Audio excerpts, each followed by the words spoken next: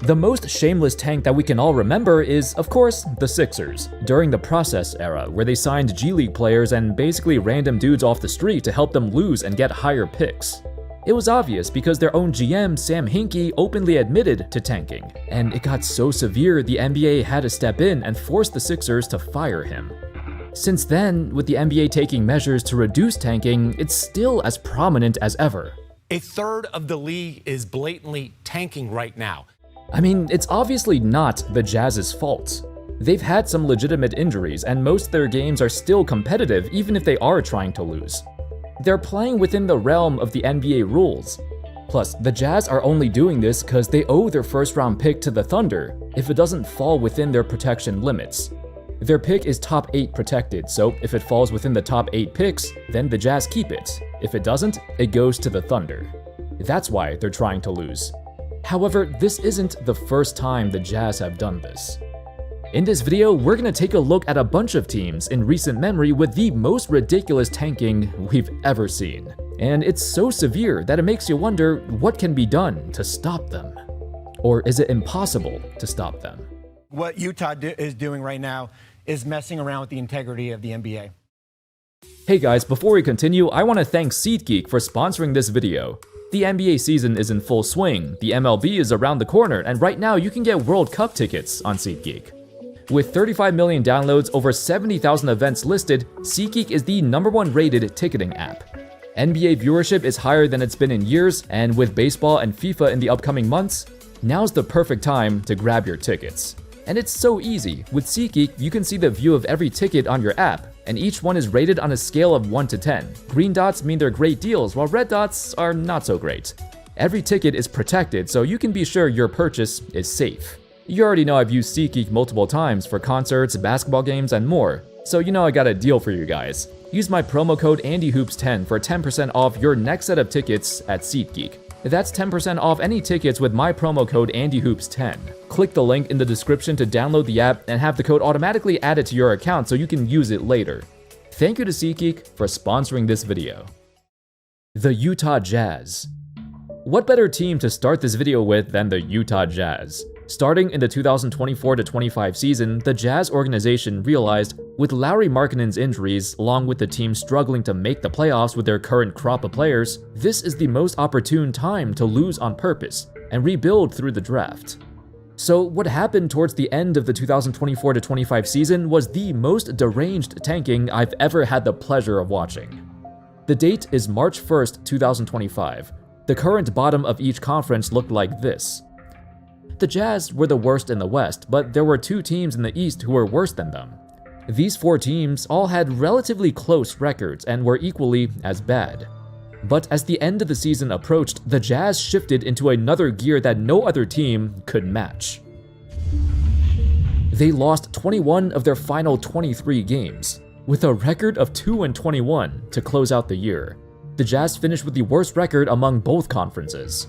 While they tried to stay as secretive as possible, every team in the league noticed their ridiculous effort to lose. On March 5th, with several complaints from other teams, the NBA fined the Jazz $100,000 for violating the player participation policy. This was targeted towards Lauri Markkanen sitting out, despite being healthy.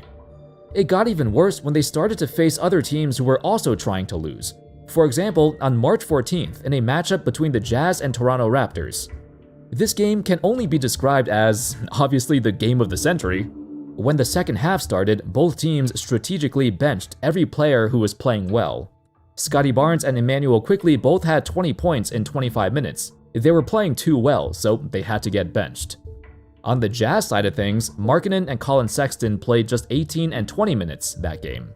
It became a bunch of benchwarmers versus benchwarmers, and the sad part is, this game was actually competitive, and every time the Jazz scored a bucket, the fans groaned. I've never seen a game this bad before, where 2 teams were trying so hard to lose and their fans wanted them to lose. Like, what are we even watching? It somehow got even worse by the time it was late March, early April, when they stopped giving a crap about getting fined and straight up gave DNPs to their best players. Walker Kessler sat out for the final 2 weeks despite being completely healthy. Kyle Filipowski saw his minutes skyrocket because their main guys were gone. It was a mockery of the sport. The funny part is, the Jazz tanked so hard and got the best odds for the first pick, yet they still fell to number 5 in the draft. Then 2026 rolls around and we see them doing it yet again. In early February, against the Hawks and Magic, Markkanen sat out for most of the second half because he was playing too well, and both games were too close for comfort that the Jazz needed to do something to help them lose. They even won a game accidentally against the Miami Heat, despite Markkanen and Jaren Jackson playing 24 minutes each. Yet the Heat got annihilated by their third stringers, which is hilarious. And this is what Bam Adebayo said after this embarrassing loss. We gotta find a way to win even against teams that are, I guess you can say trying to lose. I don't think there's any team in the last couple years that has tanked as severely as the Jazz, but the punishment has not been proportional. The NBA has implemented several rules to prevent tanking and sitting out healthy players, but it hasn't really impacted the Jazz's ability to tank and get away with it, probably because their team really isn't that good to begin with. The 2022-23 Portland Trail Blazers. In Damian Lillard's final year in Portland, well, before he came back, the end of that season was an atrocious effort by the organization to lose. This tank was unique in a couple ways. Their franchise star was actually very upset and vocal about being against the idea of tanking. First, he responded to this random tweet that suggested maybe the Blazers could tank for a chance to get Wemby, and Dame simply said, "No way." Then he had a meeting with the Blazers front office, who also suggested that Dame can take an early vacation so the team can lose for a higher pick, which once again rubbed him the wrong way. It was also Joe Cronin's first year as the general manager of the team, and he felt with the Blazers being unable to compete in the playoffs, it's best they try and tank to help get younger players to rebuild with. Lillard, as a guy who wants to win at all costs, was unhappy with his idea. Eventually, the man who was loyal to the franchise for over a decade decided it was time for a change. Alas, Joe Cronin still pushed forward with his idea, and the tank was in full motion. In the final 10 games of the season, Lillard did not make a single appearance, and the Blazers finished with a pitiful 1-9 record. Another unique aspect of this tank is the Blazers honestly were nowhere near as bad as their record indicated. They were close to a 500 record for most of the season, and Lillard, at 32 years of age, had his best individual season ever. They finished with a 33-49 record, even with a hard pivot to tanking. So that's not even that bad, and they were nowhere close to an actual bottom-tier team. Anyway, despite all their efforts to tank and all the drama, their reward was Scoot Henderson. Yeah, at least Dame came back. The 2020-21 Toronto Raptors. In less than 2 years after winning the championship, the Raptors quickly realized that their team was no longer capable of competing for the title. This season in particular was shortened due to the pandemic, but it was a very weird season for the Raptors specifically. Due to being the only non-American team, they had to go under some COVID protocols, so they were quarantined in Tampa, Florida. They basically had no home games, no home court advantage, and their team was living in hotels for months. It was kinda ridiculous how the NBA handled this, and by February of 2021, it all came crashing down. Over half their team, including their coaching staff, got COVID. Raptors games were getting postponed left and right because they literally could not field 8 healthy players who weren't sick. This was a disaster of a season, and honestly, I don't blame them for deciding to give up halfway through the year and pivot towards tanking. By the trade deadline, their season was essentially over already, and instead of weathering the storm, they decided to trade away Norman Powell, who was having the best year of his life. Powell was one of the handful of players on this team who stayed healthy and played out of his damn mind to keep the Raptors' heads above water. His time for an extension was also coming up, but the team had other plans. They evaluated their situation and realized in order to rebuild, they cannot keep him, because he's helping them win too many games. So for all his efforts, Powell got traded at the deadline for the much younger Gary Trent Jr. It was a calculated move to make sure they don't win as many games now so they can get a higher pick, but also getting a young guy in Trent with potential to improve in the future. Out of every team on this list, this Raptors tanking strategy flew under the radar, but it led to incredible results. The Raptors missed the playoffs for the first time in 8 years, but they were rewarded in the 2021 draft with Scotty Barnes. So I'd say it paid off. The 2017-18 Gold Rush. Entering the 2017-18 season, there was the looming perception that the 2018 draft would be legendary. This was a draft where there were multiple players who could turn an entire franchise around, so there were plenty of teams yearning to grab a piece of that pie. And so we turn our attention to 3 teams in particular: the Memphis Grizzlies, the Phoenix Suns, and the Dallas Mavericks. Let's start with the Grizzlies. They had one of, if not the sneakiest undercover tank I've ever seen. In the previous year, they actually made the playoffs, and their core of Marc Gasol and Mike Conley was still intact. Until Conley suffered a heel injury, which caused him to miss the entire season after playing just 12 games. The Grizzlies thought to themselves, their core is getting older, this era is about to come to an end, and they used Conley's injury as an excuse to tank the remainder of the season. They went on a 19-game losing streak. While Marc Gasol played almost every game, toward the end of the year, however, they started giving him DNPs whenever they played a team that was also competing for a top pick. For example, they strategically sat him out against Orlando, Charlotte, Dallas, and Sacramento, all within the final month of the season. That's quite convenient, don't you think?